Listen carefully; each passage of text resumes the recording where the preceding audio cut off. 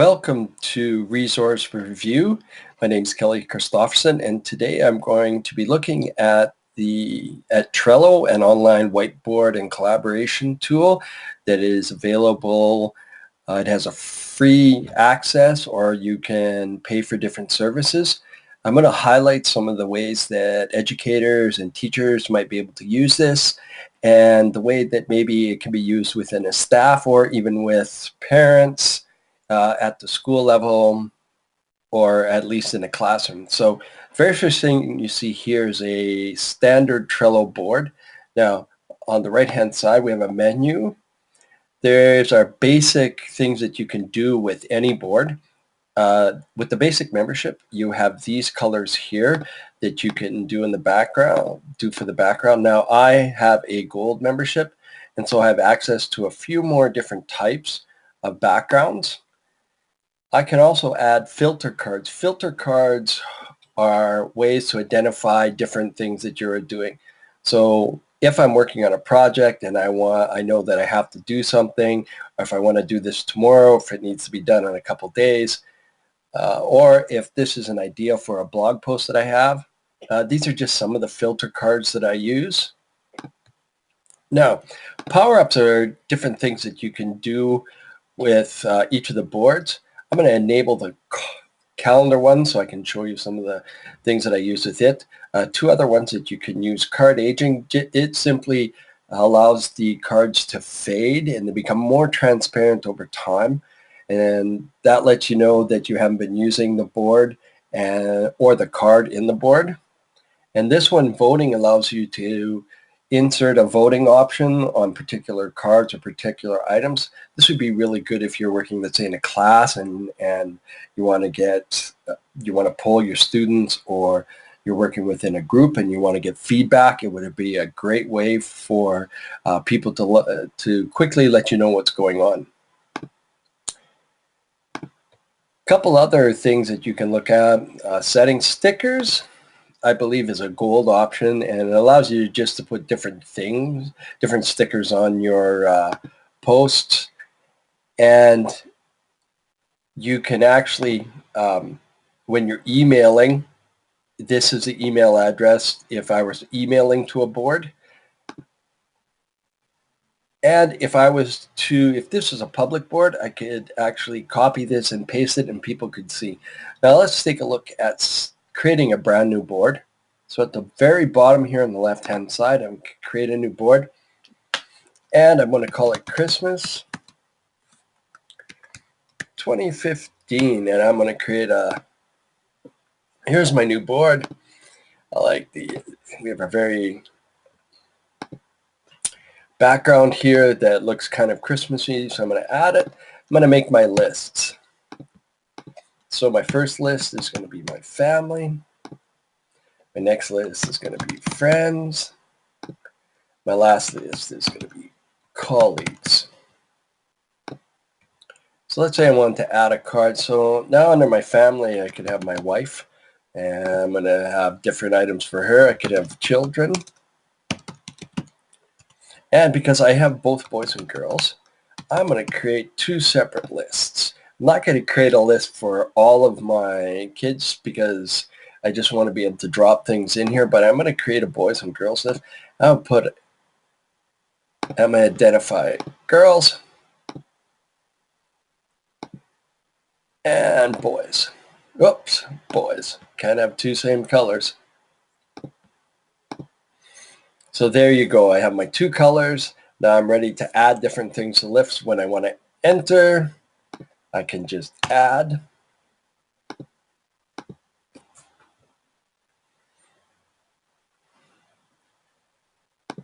So if I wanted to, I can add an item such as a new laptop, or a power saw, or maybe my wife would really like a new microphone.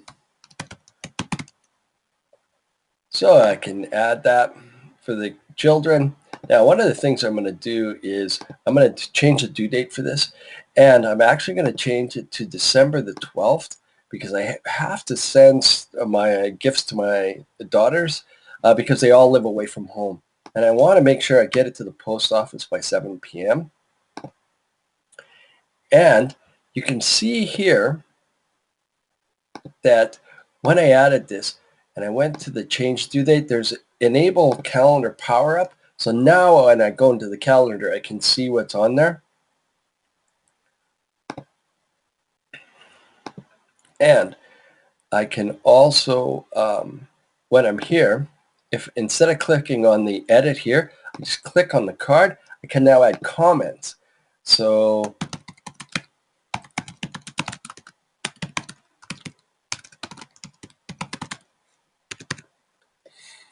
I need to send it to my one daughter by December the 12th.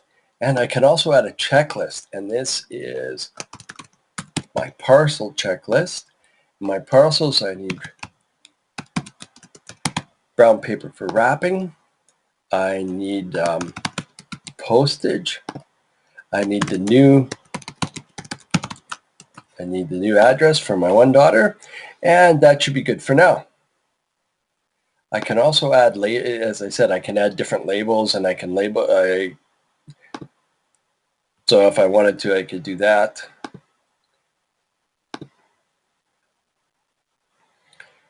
If let's say I wanted to make sure that, or for each of the daughters, I could add different colors. And there we go. If I wanted to add an attachment, I could do that also. So there I have it. Now for my boys, I could do exactly the same thing and create the list for them and be able to see what I have accumulated over time. And then we can do the same with my friends and with my colleagues. So now let's go to another board that I've created. So this is our SaskEd chat. And as you can see, the SaskEd chat board, this is from our October, and these are the different topics that we had. Now you can see I've got a couple different filters already going. So if I were to filter the cards, you can see I have names by people who have added. So if I wanted to, oops, let's turn that off. If I wanted to filter the cards and I wanted to see the questions that Dave has put on, I clicky hit it. There you can see the different questions that Dave has added. Now this would be really good if you were doing group work and you wanted to see who was adding what or which ideas different people had added. You could use this. Or you could also do it by for different days or different weeks. You could label each one to see when you have added ideas to the topic. Now, this is a public board, and it's a public board because I want people to be able to access it, to look at the questions. But I could also change it to a team, and our team would be the only ones that would be able to see it. Now, we have a public because we want people to be able to see the board and access it and to see what the questions are for the upcoming SaskEd chat. And I could have my power-ups, enable and voting if I wanted to get input from people about different topics. So you can see I have nothing on the calendar for this board. But let's go to my to-do list. Now, see for my to-do list, I've already got some things on here that I need to have happen. So let's change it to the week of this week. You see I already have 3 to-dos. Now, the great thing about Trello is that it integrates with my Sunrise calendar, and if I'm looking at my calendar, I can see I've got two things to do, and oops, forgot to call my mom. So I'm going to have to change that. So simply drag the card over, change the due date to tomorrow, 10 p.m., save it. And now, when my calendar refreshes, it's popped over to there. Same thing happens if I want to add an item. So let's say I have to pick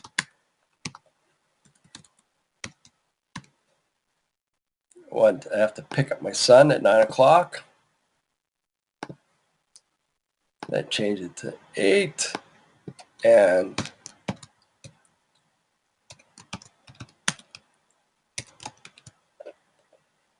add it to 9 p.m. Save and refresh. There it is. To do popped in there. Now, you might say, why would I have both of them? The simple thing is that I don't have my calendar open all the time, but I do usually have my Trello open. And because it works across devices, I can simply open up my Trello to do, pop it in there, and then it appears on my calendar. And if I want, I can then have it appear on my wife's calendar or my children's calendars, so they can also see those to-dos. So that's one of the nice things about it. Now let's go to the other Snagit chat.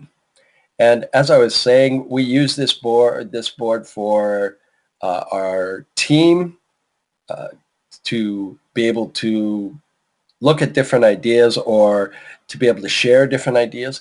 And one of the things is because it is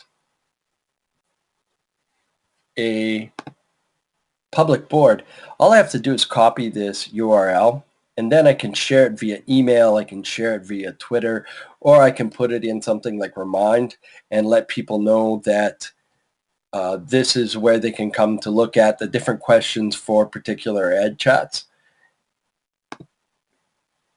The last thing I'd like to talk about Trello is when you add team members, one of the things you have to do is that either they have to join Trello, or they have to have an email address where you can send it. So in this board, for instance, this is our team members, and if I wanted to add a member, I then have to add their email address. They'll look in Trello to see if they're a member, or if you want to invite somebody new, it'll send out an email and invite them to join. It has worked very well and smoothly for our Sask EdChat team, and I've also used it for creating a presentation that I did last month at Sketcher Middle Years. And one of the great things is that as I'm making up my presentation and getting ideas, what I can do is that as I come across an idea, let's say I'm working on looking at my Flipboard and I come across an idea. So here we have showing PowerPoint presentations. What I can do is now I can just pop this into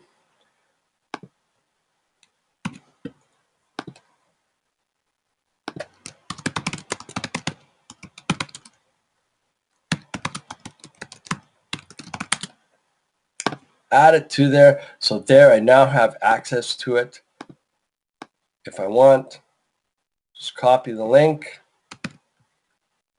and then I can open up a URL, pop it in there, and it's ready to go so I can look at it later. Or I can then just put it into my presentation. So those are just some of the things that you can do with Trello when you get a gold membership or you happen to upgrade to business. There are other things that you can do.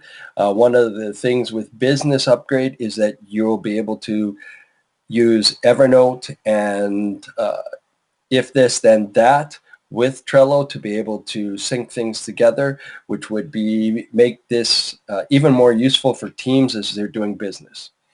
Thank you for taking a look at my resource review for today. If you would like to get a hold of me, I am KW Hobbs, Hobbes, on Twitter, or you can check my website out, kellychristofferson.ca.